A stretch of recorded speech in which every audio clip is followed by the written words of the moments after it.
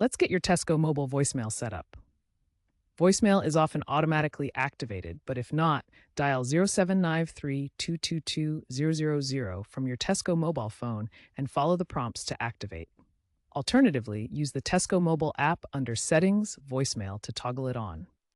Next, protect your voicemail by setting a PIN. Dial 121, enter the default PIN, usually 0000, or the last four digits of your phone number, and follow the instructions to change it to a unique 4-6-digit PIN.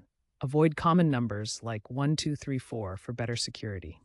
With recent security enhancements, Tesco Mobile introduced mandatory PIN verification, and some devices even support biometric authentication.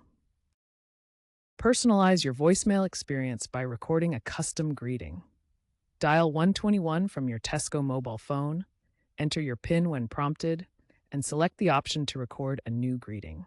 Speak clearly and keep your greeting concise, aiming for under 30 seconds. You can also upload audio directly through the Tesco mobile app for a more convenient setup. Test your new greeting by calling your own Tesco mobile number to ensure it sounds right and is easy to understand.